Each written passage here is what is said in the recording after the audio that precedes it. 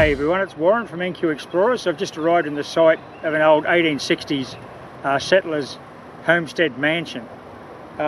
Demolished sometimes after the Second World War, I believe. I've never been able to track that date down accurately. Nothing at all left now. Colleen and I came in here a month ago or so, and we got some nice old Victorian relics. We got 1942 shilling and some World War II ammunition. So that led us to believe that it may have been used by the Australian Army during the war as a camp or an officer's barracks. Certainly this is a very, very remote spot in 1860 when it was first settled. It was cattle and sheep. Nothing now, just bushland. No trace of foundations. I've not found any substantial remnants at all. It was completely removed and destroyed.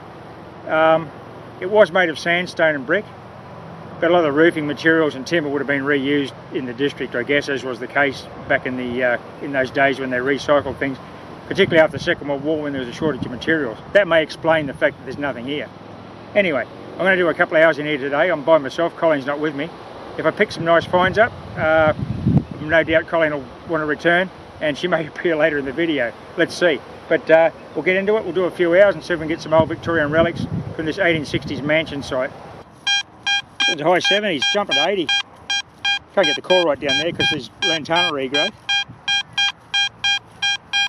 Bit jumpy. I'll strip a bit of vegetation and I'll show you the target ID on the machine. We'll just pull this stuff back. This is why I can't get the core to the ground. Not very deep, whatever it is, and it's compact. Right next to that bit of ornamental lead I just found. So let's see if we've, hopefully it's still in the ground.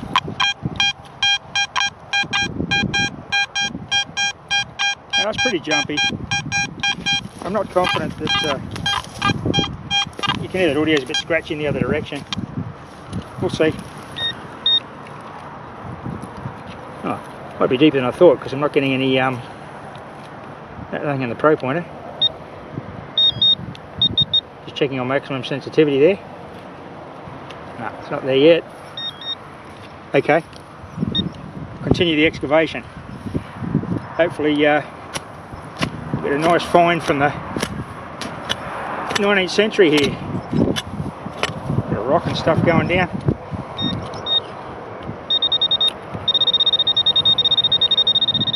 Okay.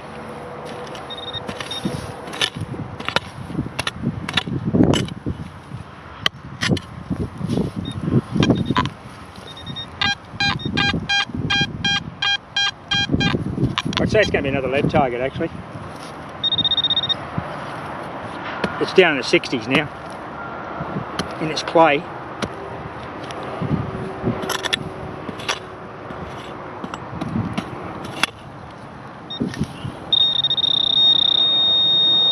Right there. Well, whatever it is, you're going to see it live. Just got to make sure we don't actually damage it with the pick. Okay, still in there.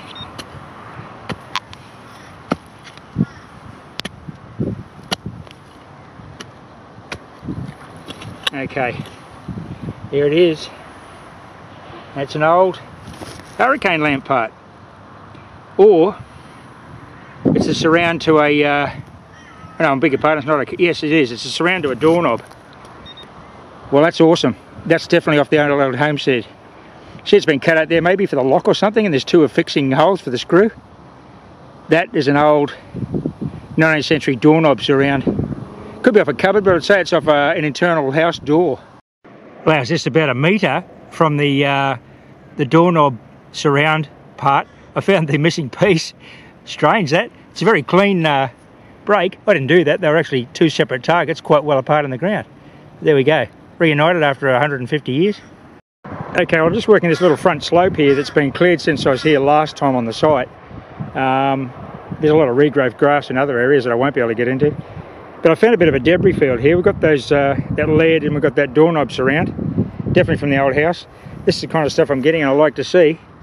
The old thick green beer bottle glass, an old iron brace of some description, and there's old nails laying around everywhere.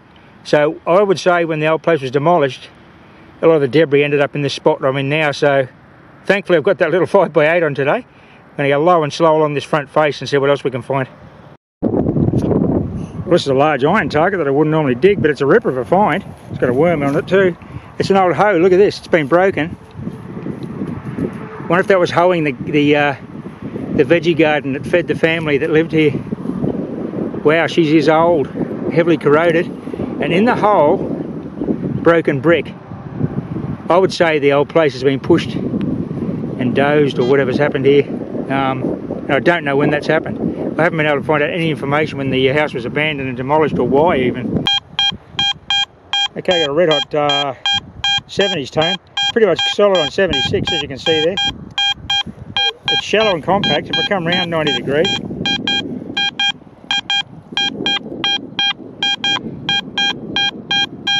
yeah, that's not bad. Let's iron check it. No, she's not iron. Oh, I just hope it's not shallow modern rubbish, which is possible, but it's in this same front face I've been doing in the last half an hour with a couple of good Victorian finds. So maybe this is a good old bit of Victoriana, high tone 70 signal. Let's have a look. Okay, we're rolling on a live dig on the 76.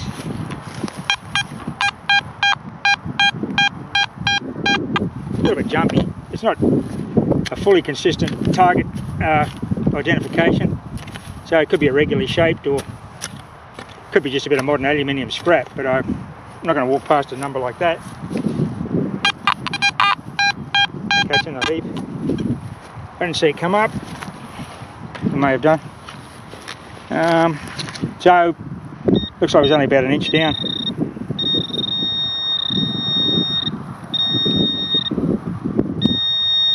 Oh, here we go. It is Victoriana, and it's a ripper. Brass buckle. Nice. Happy with that. Pin's been broken. The little roller there, still there. Solid brass, quite heavy. I'll show you close up. Right, there she is, close up. Bit of Victorian brass. I would say that's off, you know, a thin leather strap. Maybe a something to do with the reins on a buggy or a horse tack, that kind of thing. Anyway, awesome. Right, I'm still on the front face in this debris field that I'm calling it. And it's got a ripper of a find here. Check it out. It's the bowl off an old 19th century spoon. I don't know if that... no, I didn't break that handle off. That's clean. I mean, that's been broken a long time. Probably why it ended up in the ground.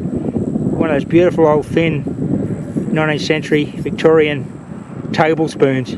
I'll see if the handle's here. If it is, we'll get a hallmark, and which could date the actual relic. Ripper. Right, I'm 2 metres from that spoon bowl, and I've got the handle. Unbelievably.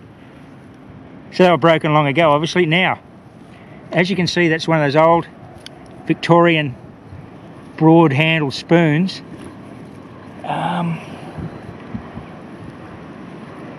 It was only a 55 signal. It was very scratchy in one direction as you get. Oh yeah, that's hallmarked. There we go. We're all good. I'm pretty sure that's hallmarked. Look, they always, just about always were. Everything in the 19th century was had a manufacturer's name. We'll clean that properly. Looks like there's definitely a hallmark cartouche there, if I can call it that. Yeah, I'm really happy with that. That's a ripper of a find on this front face. I'm just going to keep on this for the next few hours because it's producing the relics. This is why I'm calling it a debris field. There's a beautiful bit of old Victorian crockery here. Looks like it's got wavy lines and balloons or something. I'm not sure what that is. I'll take that home for the collection. But in the hole with it, more tableware. Another beautiful old Victorian spoon bowl. Looks to be a dessert spoon this time. It's much smaller than that first find. It's got that beautiful hip section there where the handle comes down. And you can see where it's been brazed onto the bowl. Beautiful old spoon. I wonder if the handle for this is intact or still in the ground. I don't know whether this tableware's in the ground, but I'm enjoying the dig. Ripper. Here's my next target. Another beautiful bit of horse brass. Look at that. Look at the condition of that brass. Gee, they made quality items back in the Victorian times. That's beautiful. Well, it had to be reliable, I guess. You're out here in the middle of nowhere, your horse and your saddle are everything, or your bridle and your harness on your buggy or sulky, or your coach. Had to last under really tough conditions here in Australia. That's really heavy. Lovely bit of brass buckle. Got a red hot 75 where I've stripped it here. Shallow, compact. nice and loud on the proportional audio, so that's why I know it's shallow. Might be a bit of wind noise here, but I'll go for the live dig.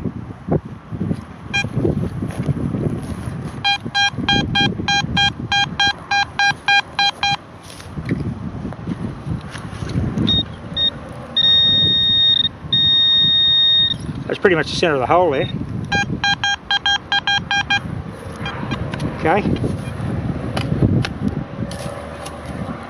And it's a coin. It is a coin. With a 75 or so, it's going to be a halfpenny. Looks about halfpenny size. Let's get in and out of the wind here.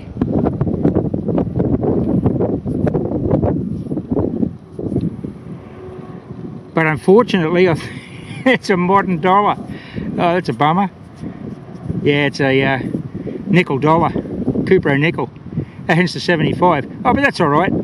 I got a $2 coin earlier on that I didn't show you. I'm not really interested in the modern stuff, but that's $3. I probably nearly got enough for a cup of coffee on the way home. All good. This target may also be wind affected. Apologies for that. I'm starting getting the ceramic debris. That was shallow. But I've got a red hot high 80s tone in the centre of this little scrape you can see. So what we'll do,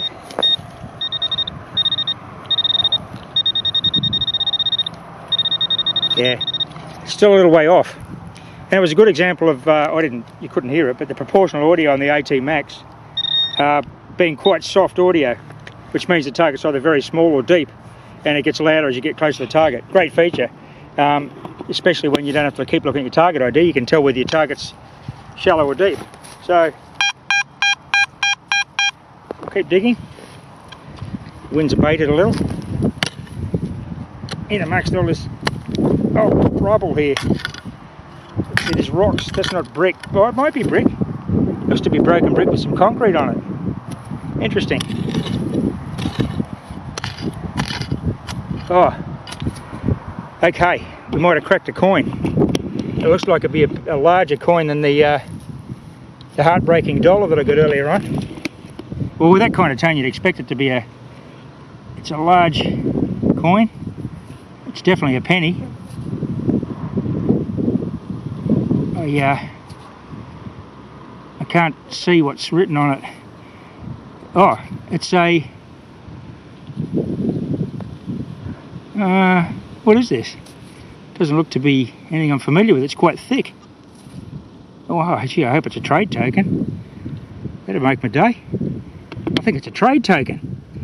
I'm getting excited because I rarely find these. Like North Queensland, when I get them, this is heavy and it's thick. Oh, this could be an awesome find that comes directly from the old house.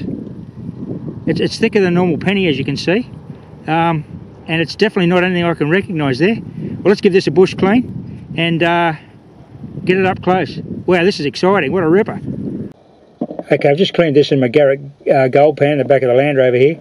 I'm so excited to find this trade token. I very rarely find them. And I can see that, you can see it's quite, well, I wouldn't say crude, but it's very thick. The company is Larkham and Compy. It says something Drapers and Tailors. I assume that's a Brisbane company, I don't know though. So on the back it's got, on the obverse I guess, Larkham and Compy, 1 penny, Australia. I can't see a date. It may not be dated, but I'll definitely go to my Renix guide because it's got all these old trade tokens in it. And I'll go, well, it's going to be 1850s or 1860s. Right smack bang when this house was in use by this large wealthy family. Larkham and Compy. That's just fantastic. I won't clean it anymore here. I'll take it home and preserve it with a bit of olive oil and see if I can get a date. But look at that. That just made my day. It was a banging 80 signal.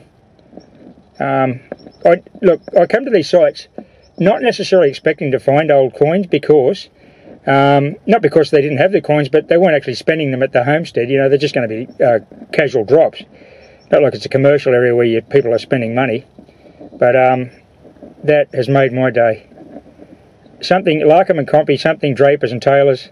I imagine that'll be Brisbane. Could be Sydney or Melbourne, I don't know. It's probably struck in Melbourne.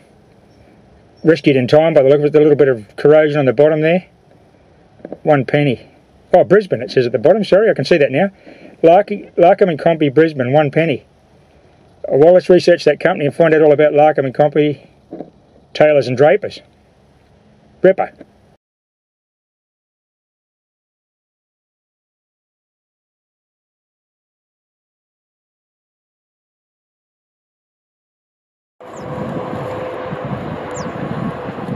Colin's just called out, she's got a sunbaker over here.